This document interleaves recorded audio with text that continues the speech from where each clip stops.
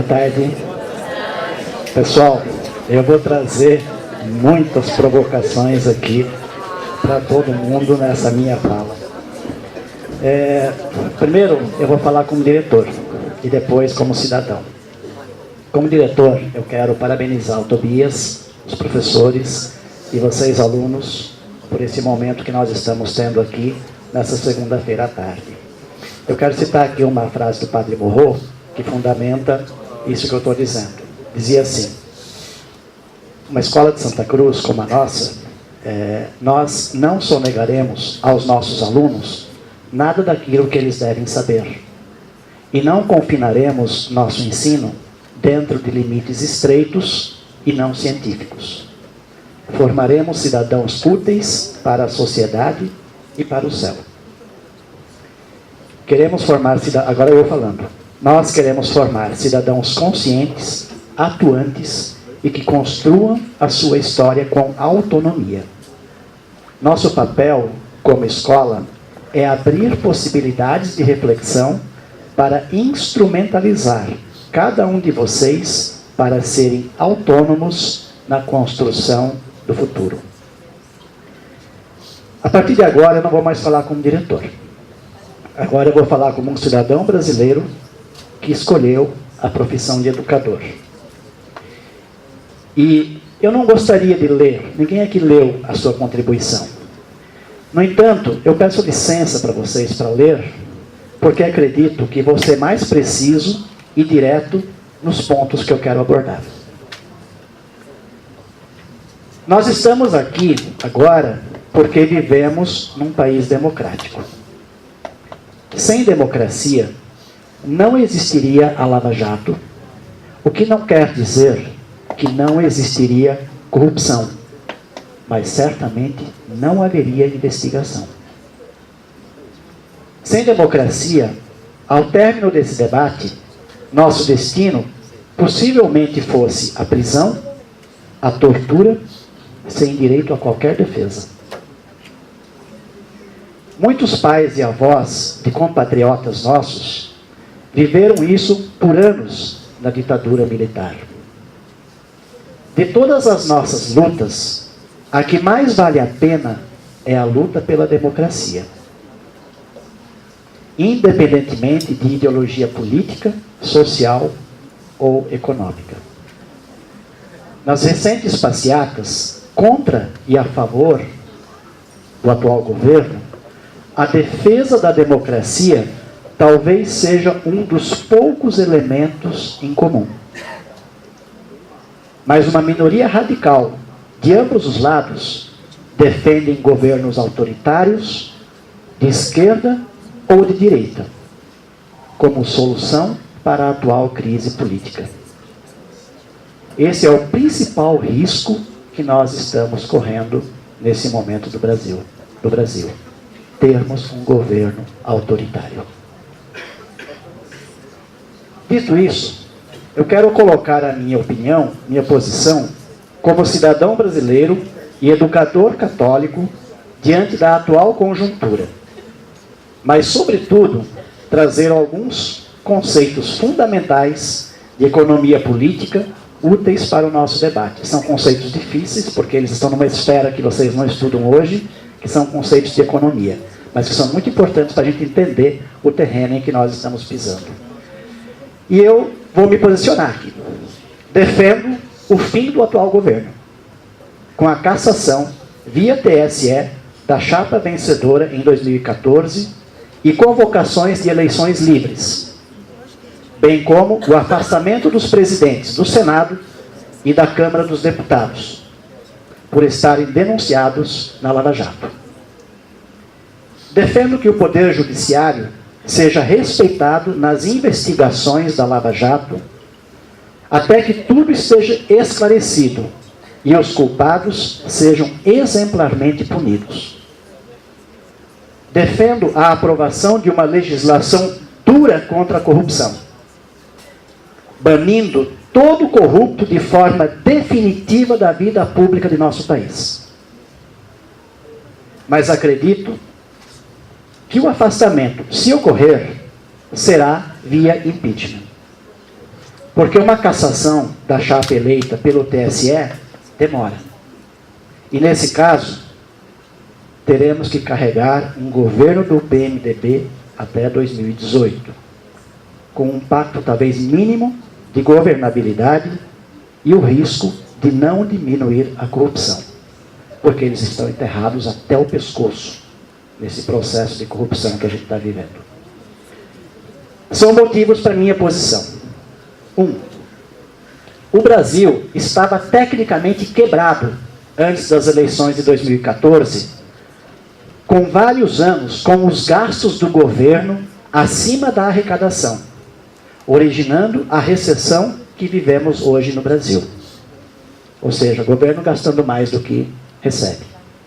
Essa situação foi sonegada ao povo brasileiro até a eleição, através da fraude da contabilidade do governo, comprovado pela rejeição das contas de 2014 pelo Tribunal de Contas da União.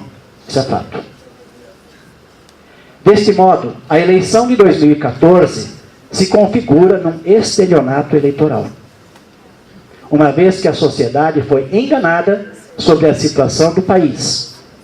E o segundo governo, Dilma, deixou com isso de ser legítimo. 2.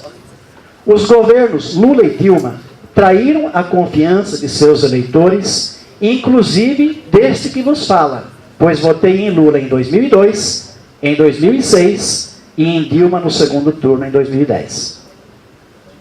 Uma vez que, após 2 anos de investigações da Lava Jato, há provas suficientes de que os mesmos abandonaram seus projetos originais em favor do povo, em troca de um projeto de perpetuação no poder, através do levantamento de recursos vultosos, via corrupção, para financiar sucessivas campanhas de reeleição. Portanto, não tem idoneidade ética e moral para dar continuidade ao governo. A corrupção, além de minar a base de sustentação ética e moral de uma sociedade, mina a geração de riqueza, pois os recursos da corrupção são subtraídos do funcionamento econômico e geram expectativas negativas dos agentes econômicos sobre o desenvolvimento futuro, paralisando os investimentos. Daqui em diante, quero trazer algumas contribuições teóricas para iluminar questões econômicas e ideológicas que estão presentes na luta política que está em curso no Brasil. Para isso, vou apresentar algumas reflexões sobre os sistemas de produção de riqueza, conceitos de economia, papel do Estado na economia e como tudo isso dialoga com as ideias políticas. Para tornar isso mais facilmente compreensível, vou utilizar situações concretas e, a partir delas, traçar paralelos com a economia e a política. Ao usar exemplos concretos, estou consciente de que os mesmos não vão ser rigorosos para a compreensão dos conceitos. Quero apenas passar uma ideia geral deles, compreensíveis para vocês. Vamos lá. Provavelmente, todos vocês já viveram a seguinte experiência. Um grupo de amigos da escola está reunido num sábado à noite na casa de um dos membros do grupo. Ficam com fome e decidem pedir uma pizza. A organização da compra da pizza pode ter diversas configurações. Vamos aqui tratar de 3 configurações. Situação 1. O grupo decide, numa boa, que vai repartir entre si o preço da pizza, que é de R$40. São 8 amigos e cada um vai contribuir voluntariamente com R$5. Quando a pizza chega, a dividem em 8 pedaços iguais e comem, enquanto conversam, fazem brincadeiras e riem. No final, todos ficaram satisfeitos. Já viveram isso? Essa situação 1 simboliza uma sociedade perfeita. Todos têm e contribuem com a mesma quantidade de insumos. Aqui um conceito importante. O que são insumos? Insumos são, no caso da economia, infraestrutura, tecnologia, conhecimento, trabalho e outros. No caso, os insumos foram R$5. Então, os insumos servem para produzir as riquezas e, nesse caso, ao final, todos recebem de volta 100% da sua contribuição, de forma igualitária, um pedaço de pizza. Não há governo, nesse caso, pois as decisões foram tomadas por consenso entre os seus membros, os membros do grupo que estavam lá. Esse sistema podemos chamar de socialismo ideal ou utópico, ou comunismo perfeito. Nossa, estou chamando alguns de vocês de comunistas, que horror, né? Os teóricos do socialismo utópico, que vocês estudaram, ou ainda vão estudar com o Brandstätter, anteriores a Marx, achavam que um dia a humanidade seria assim, pelo instinto de bondade das pessoas, com a superação definitiva do capitalismo. Os teóricos do socialismo científico, cujo cérebro foi Marx, também achavam que um dia a humanidade seria assim, mas que isto seria construído pela força, através da revolução do proletariado. Todo mundo entende esse termo, proletariado? Que num primeiro momento imporia a mudança do capitalismo para o comunismo pelas armas e pelo consequente controle do Estado, mas que no futuro evoluiria para o comunismo perfeito com a superação do Estado. Este modelo é lindo e povoa o imaginário da esquerda política do mundo inteiro, mas nunca existiu em nação nenhuma. Isso acontece porque as pessoas não são somente altruístas, elas são também egoístas. O modelo funciona, no máximo, num grupo de amigos, muito amigos, que decidem rachar uma pizza. Por isso, por hora, ele é utópico. Situação 2. O anfitrião da festa, filho do dono da casa onde o grupo está reunido, ao convidar os amigos para irem para a sua casa, pediu que cada um trouxesse R$10 para comerem uma pizza juntos. Ele sabia que a pizza custava 40. Mas também sabia, pelo histórico do grupo, que alguns vinham e não traziam o dinheiro. Os que traziam o dinheiro também sabiam que alguns costumavam não trazer, mas não se importavam tanto com isso, e o grupo continuava se encontrando para comer pizza. Nesse dia, 5 amigos trouxeram R$10 cada um e o entregaram ao anfitrião. O anfitrião, todo mundo sabe o que é? Sim? Que comprou a pizza e guardou os R$10 que sobraram. A pizza custava 40, 5 trouxeram 10, sobrou R$10. E guardou os R$10 que sobraram, para quem sabe usar na próxima, além de economizar a parte dele. Dividiu a pizza em 8 pedaços iguais e todos comeram. Estavam felizes, mas alguns se sentiam meio incomodados com a situação. E quando voltavam para casa, comentaram com o pai no carro que 3 amigos não contribuíram com a pizza. Inclusive o anfitrião, que além de não pagar, ainda ficou com a diferença de R$10. O que significa isso? Essa situação 2 simboliza uma sociedade onde as pessoas contribuem com insumos de forma diferenciada, alguns deram dinheiro, outros não, mas têm acesso a produtos e serviços de forma igualitária. Todos comeram um pedaço da pizza. Os socialistas científicos achavam que essa seria a primeira fase da superação do capitalismo e que só poderia ser feita com a revolução do proletariado. Aqui o anfitrião não teve que fazer revolução nenhuma, porque eram todos amigos. Nessa visão, os insumos apresentados pelos diferentes membros da comunidade são diferentes, por culpa do capitalismo, que concentra os recursos nas mãos de alguns. Somente um Estado totalitário, nas mãos do proletariado, pode garantir a distribuição igualitária dos produtos e serviços, de modo que, com o tempo, todos tivessem os mesmos insumos e, aos poucos, essa sociedade caminharia para o socialismo perfeito, podendo o Estado, então, ser abolido. O Estado é representado aqui pelo anfitrião da casa. O dinheiro está na mão dele. Ele compra e distribui a pizza igualitariamente. Não paga a sua parte e ainda fica com a sobra do dinheiro. A poupança na mão do Estado. Para investimentos do Estado. Este socialismo é o que chamamos também de socialismo real.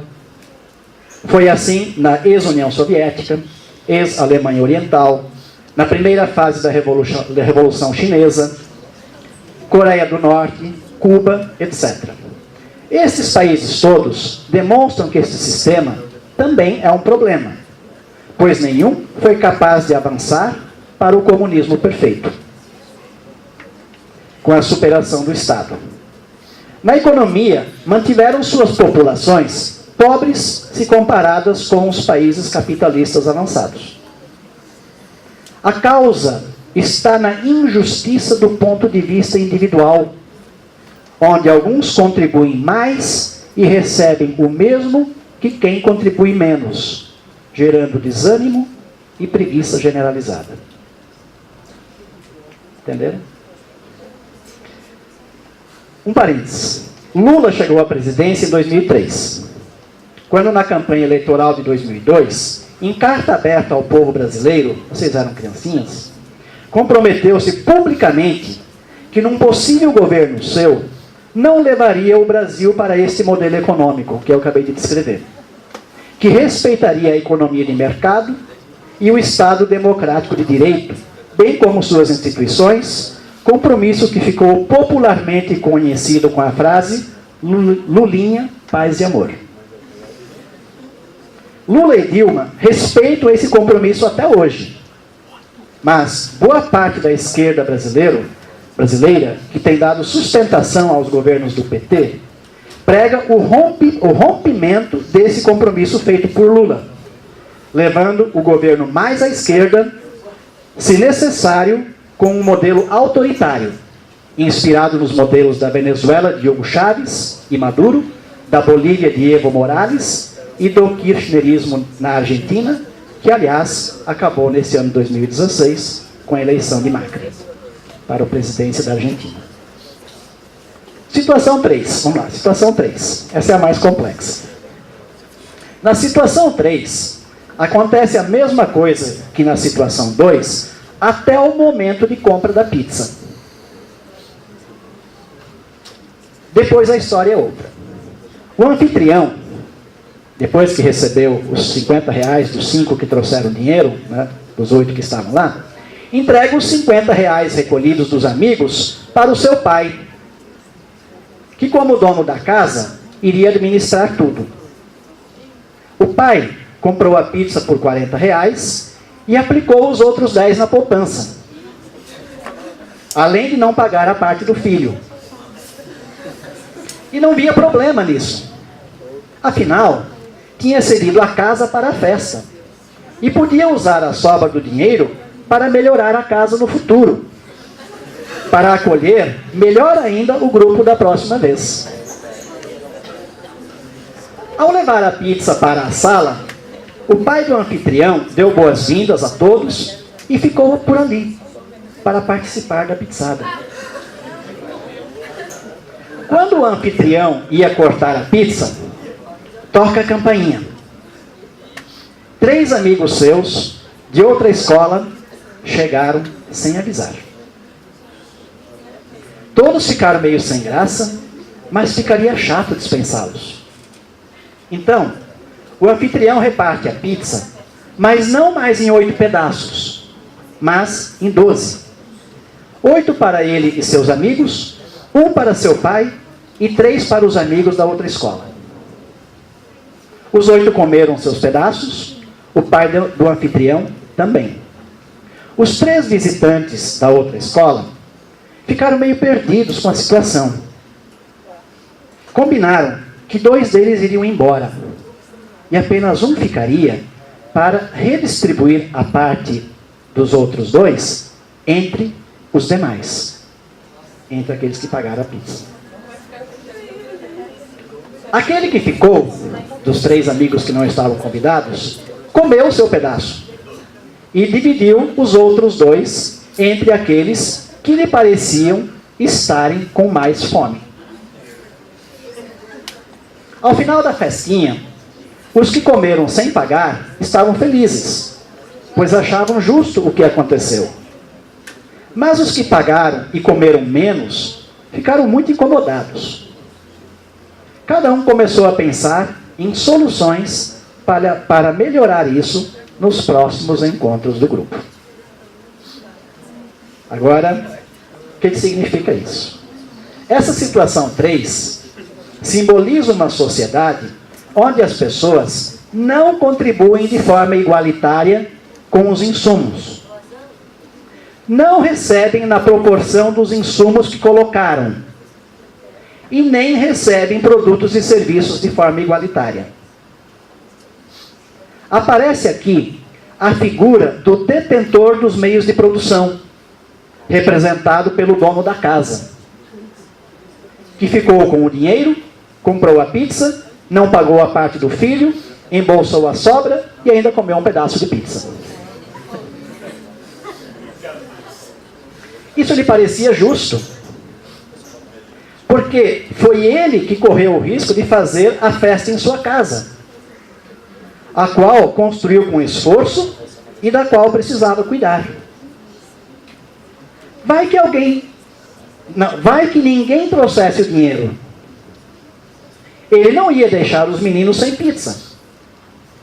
Ia pagar e ficar com o prejuízo. Uma coisa compensa a outra na cabeça dele. Esse modelo representa o sistema capitalista de produção. Como se não bastasse, o sistema capitalista também tem que carregar o Estado, maior em alguns modelos e menor em outros modelos. Assunto a que voltaremos adiante. Em nossa história, os 3 amigos da outra escola, que vieram sem avisar, representam a entrada do Estado na economia. O Estado não produz nada, mas aparece para comer e administrar parte da riqueza gerada pelo povo, pela nação. Ao Estado, destinaram 3 pedaços de pizza. No caso, 3 de 12 deu 25%.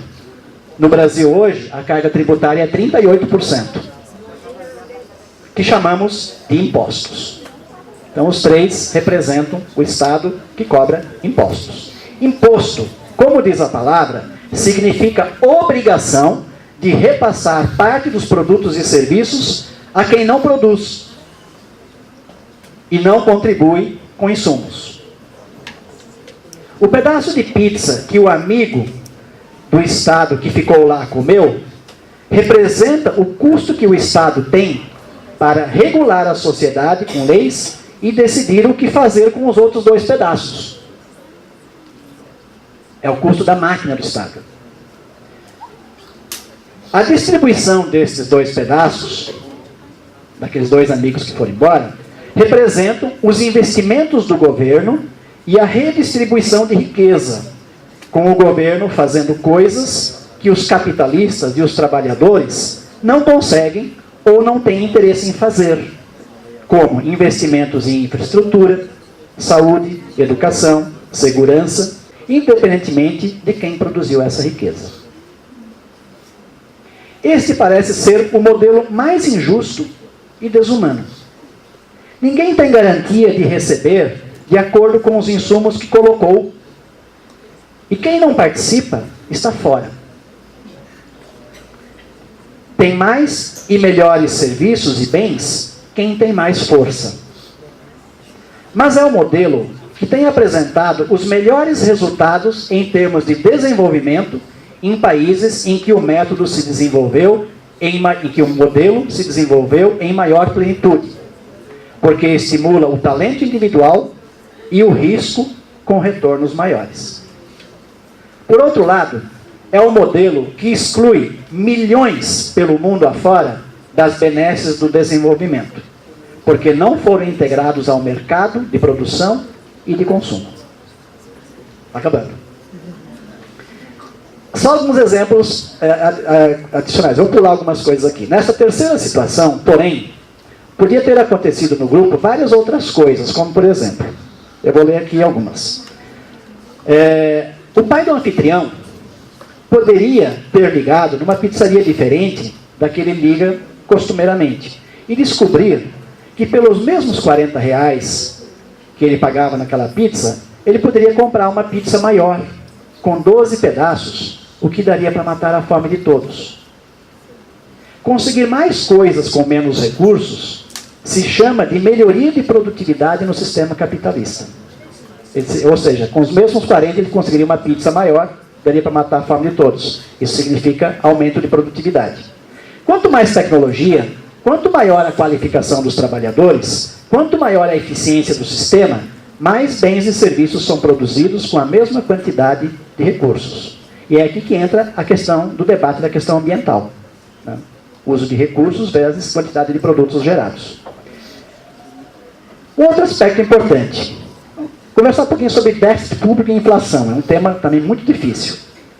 O amigo do Estado que ficou na festa, aquele um dos 3 que não foi embora, que ficou lá para distribuir os outros 2, poderia achar melhor distribuir os 3 pedaços de pizza do Estado entre todos e não comer nenhum. Mas como ele tinha fome, ele pegou emprestado do dono da casa os R$10 que sobraram do dinheiro que eles tinham juntado para comprar um pedaço de alguém. Dinheiro que devolveria na próxima pizzada ao dono da casa com R$1 de juros. Com os R$10, ele conseguiu comprar apenas meio pedaço de alguém que achou vantajoso vender a metade do seu pedaço por R$10. Uma vez que havia pago esse mesmo valor num pedaço inteiro. Assim, o Estado ganhou 3 pedaços de pizza e com a compra de mais meio pedaço, consumiu 3 pedaços e meio. E de quebra, ainda inflacionou o mercado. O preço da pizza subiu. Para pagar o empréstimo e seus juros, na próxima rodada, o Estado precisa economizar pizza suficiente para vender por R$11, que são os R$10 que ele pegou emprestado, mais um de juros. Uma vez que ele tem que economizar, uma vez que ele não produz pizza. Ou então, se ele não economizar a pizza para vender e ter o dinheiro para devolver para o dono da casa, a outra alternativa é pegar mais dinheiro emprestado para pagar a dívida antiga. Quando o Estado gasta mais do que arrecada, isso que eu quero explicar. Quando o Estado gasta mais do que arrecada, ele está queimando riqueza futura. Assim, ou o Estado gasta menos no futuro, para compensar o que está gastando mais hoje, ou aumenta sua parte para 3 pedaços e meio. Aumento de impostos. Ou dá o calote na dívida, dando o golpe nos seus credores, reduzindo assim a riqueza da sociedade no futuro. Se o mercado desconfiar de calote, vai exigir juros maiores para emprestar para o governo, por causa do risco. Isso aconteceu com Collor em 1990, quando ele deu calote na dívida interna do Brasil.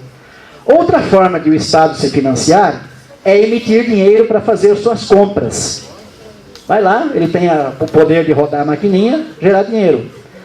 Como o tamanho da pizza não muda, sempre que o Estado entrar comprando, pode faltar pizza. E o preço sobe, gerando inflação e perda para todos. Porque o dinheiro de todos fica valendo menos. Então alguns perguntam, por que o governo não pode imprimir dinheiro, já que ele tem o poder de fazer isso? Porque ele causa inflação. Porque a quantidade de bens e produtos disponíveis no mercado não mudam. É mais dinheiro para comprar a mesma quantidade de coisas. Item E. Só tem mais dois, tá? O amigo do Estado que ficou para decidir comer... o amigo do Estado que ficou, daqueles três, podia decidir comer apenas meio pedaço de pizza e redistribuir 2,5 pedaços, tornando-se assim mais eficiente. Quanto menor o Estado, menos pizza ele precisa para se sustentar, sobrando mais para o povo. No caso, o amigo do Estado poderia ter decidido dar só uma lambiscada e entregar quase toda a pizza do Estado na mão de algumas pessoas que estavam na festa, com o compromisso de fazerem a melhor distribuição, uma vez que eles conheciam melhor as necessidades de cada um e o funcionamento do grupo, reduzindo ainda mais a presença do Estado. Ou seja, talvez alguém possa ser mais eficiente na distribuição dos recursos do Estado do que o próprio Estado. Um Estado ineficiente some com riqueza. Já um Estado eficiente cria riqueza, uma vez que cria condições para as pessoas produzirem mais por menos. A esquerda defende mais concentração dos meios de produção e poder no Estado, para distribuir melhor a riqueza, mas não fala de eficiência. A direita defende um Estado tão enxuto que talvez não consiga cumprir suas funções mínimas de uma adequada regulação dos interesses privados.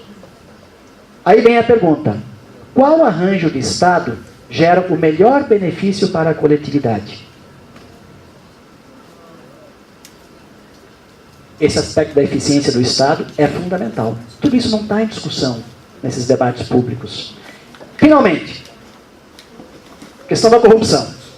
O amigo do Estado que ficou poderia sorrateiramente esconder um dos pedaços de pizza dos 2 amigos que foram embora, em vez de distribuir. Depois da festa, levaria o pedaço embora para comer sozinho ou com os amigos. Isto se chama corrupção no governo. Desvio de recursos de quem produziu em benefício de quem não produziu.